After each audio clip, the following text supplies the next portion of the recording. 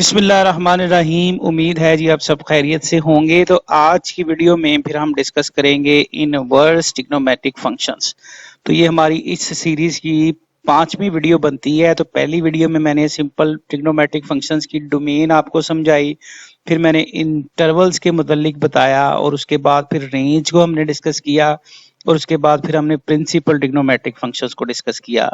तो ये जो टॉपिक है इनवर्स ट्रिग्नोमेट्रिक फंक्शन, इसको अगर आप अच्छे तरीके से समझना चाहते हैं तो पहली चारों वीडियोस आप लाजमी देखें, उसके बाद फिर ये टॉपिक बड़े अच्छे तरीके से समझ आएगा। या फिर इससे पिछली जो वीडियो मैंने प्रिंसिपल ट्रिग्नोमेट्रिक फंक्शंस की शेयर की है वो लाजमी है इसको समझने के लिए। तो चलिए फिर शुरू करते हैं इनवर्स ट्रिग्नोमेट्रिक फंक्शंस। इसके लिए कुछ बातें रिवाइज कर लेते हैं जो कि पिछले लेक्चर्स में मैंने आपके साथ शेयर की थी कि इनवर्स ट्रिग्नोमेट्रिक फंक्शंस के लिए ये एक स्लाइड है जो पिछले वीडियो में भी मैंने आपके साथ शेयर की थी कि inverse of a function which is not 1 1 will not be exist. तो ये मैंने बताया था कि किसी भी फंक्शन का जब इनवर्स बनाना होता है तो अगर वो 1 1 नहीं है तो उसका इनवर्स एग्जिस्ट नहीं करता, क्योंकि जब वो फंक्शन 1 1 नहीं है इट्स मीन उसकी रेंज रिपीट हो रही है। तो जब हम उसका इनवर्स बनाएंगे तो वही रेंज डोमेन बन जाएगी। तो डेफिनेटली फिर डोमेन रिपीट होगी, तो जिस फंक्शन की डोमेन रिपीट हो हम उसको कहते हैं कि ये फंक्शन नहीं है। तो लिहाजा inverse of a function which is not 1 1 will not be a function, या इनवर्स एग्जिस्ट नहीं करता उस फंक्शन का जो खुद 1 1 नहीं है।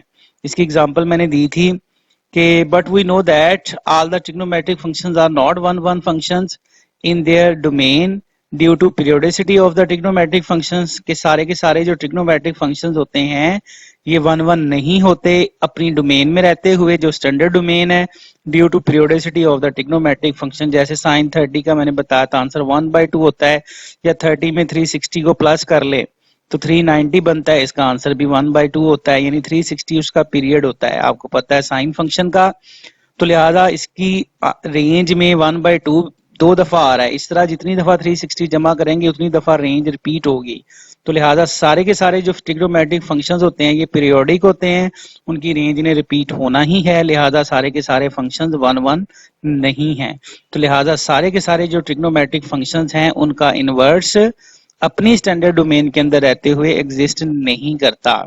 कि we can say that inverse of all trigonometric functions with their standard domain does not exist. तो फिर हमने क्या किया था कि y बराबर साइन एक्स, अगर हम इसकी स्टैंडर्ड डोमेन -इन्फिनिटी से +इन्फिनिटी या ऑल रियल नंबर्स लेते हैं, चूंकि ये 1 1 नहीं है लिहाजा इसका इनवर्स एग्जिस्ट नहीं करता। तो हमने साइन फंक्शन की जो डोमेन है उसको शॉर्ट कर दिया था, बजाय -इन्फिनिटी से +इन्फिनिटी रखने के हमने -π/2 टू +π/2 रखी, इस तरह कि इसका आंसर जो है वो रिपीट ना हो, कि एक पीरियड से छोटी वैल्यू हमने इसकी ले ली। तो लिहाजा इस डोमेन में रहते हुए साइन फंक्शन जो होता है ये 1 1 होता है, लिहाजा इस इंटरवल में इसका इनवर्स एग्जिस्ट करता है। इन दोनों में डिफरेंस याद रखने के लिए, डिफरेंस क्रिएट करने के लिए हमने क्या किया, ये जो रिस्ट्रिक्टेड डोमेन वाला फंक्शन है इसको प्रिंसिपल ट्रिग्नोमेट्रिक फंक्शन का नाम दे दिया, या प्रिंसिपल साइन फंक्शन का नाम दे दिया।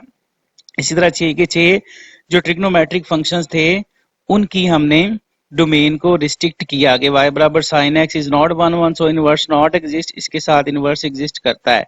तो ये जो फंक्शन है y बराबर साइन एक्स इस डोमेन के साथ, इसको हमने नाम दे दिया प्रिंसिपल साइन फंक्शन का। ठीक है कि y बराबर साइन एक्स इस डोमेन के साथ जो फंक्शन बनता है इसे हमने प्रिंसिपल साइन फंक्शन का नाम दे दिया। तो so we can say that inverse of only principal trigonometric functions will be exist, कि सिर्फ और सिर्फ जो प्रिंसिपल ट्रिग्नोमेट्रिक फंक्शंस होते हैं उनका इनवर्स एग्जिस्ट करता है। तो as we already discussed in principal trigonometric functions with their standard या restricted domains are, ये पिछली वीडियो में मैंने आपके साथ शेयर किया था जो प्रिंसिपल ट्रिग्नोमेट्रिक फंक्शंस y बराबर sine cos tan secant cosecant cot वगैरह उनकी प्रिंसिपल डोमेन्स ये होती हैं और उनकी रेंज वही होती है जो स्टैंडर्ड चली आ रही है।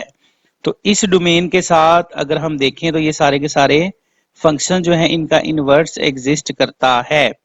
तो किसी भी फंक्शन का जब हम इनवर्स निकालते हैं वी आल्सो नो दैट कि while finding inverse of a function their domain and range are interchanged. जब किसी भी फंक्शन का इनवर्स निकालते हैं तो उसकी डोमेन और रेंज आपको पता है जस्ट इंटरचेंज हम कर देते हैं।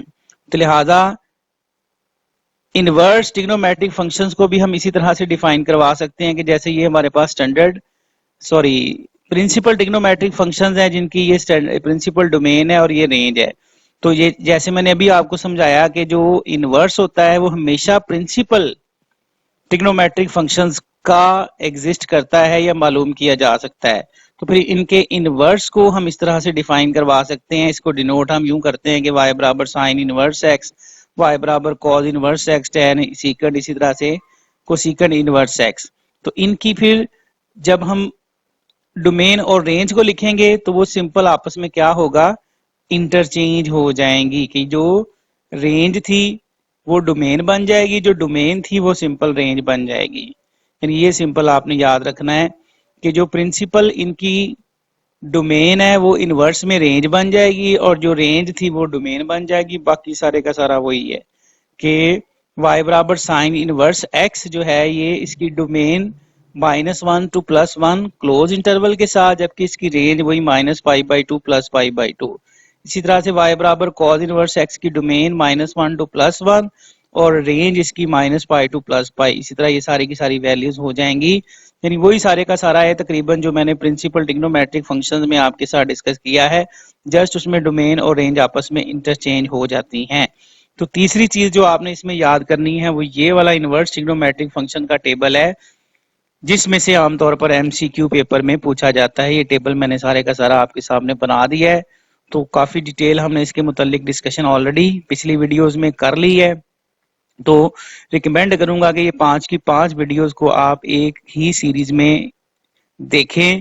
अगर इस वीडियो को आपने डायरेक्टली देखा है तो उससे पहले वो 4 की 4 वीडियोस देखें तो बड़ी आसानी से आपको ये बातें सारी की सारी बातें वीडियोस को देखते देखते ही याद हो जाएंगी। तो तीसरा मतलब पहला टेबल मैंने आपको सिंपल ट्रिग्नोमेट्रिक फंक्शंस का बनवाया, दूसरा मैंने आपको प्रिंसिपल ट्रिग्नोमेट्रिक फंक्शंस का बनवाया और तीसरा टेबल ये आपके पास इनवर्स ट्रिग्नोमेट्रिक फंक्शंस का है। तो इसका भी आप स्क्रीनशॉट लेके अपने पास रख लें और इसको भी अच्छे तरीके से टेबल को याद करें, इनकी डोमेन और इनकी रेंज वगैरह जो है तो इन्हीं में से आमतौर पर एमसीक्यूज पेपर में आते हैं। तो उम्मीद है जी आपको आज का लेक्चर भी समझ आ चुका होगा। तो नेक्स्ट फिर इंशाल्लाह किसी नए टॉपिक के साथ, नई वीडियो के साथ आपके साथ मिले। नेक्स्ट वीडियो में मैं आपके साथ शेयर करूंगा। तो आज का लेक्चर फिर हम यहाँ पे एंड करते हैं।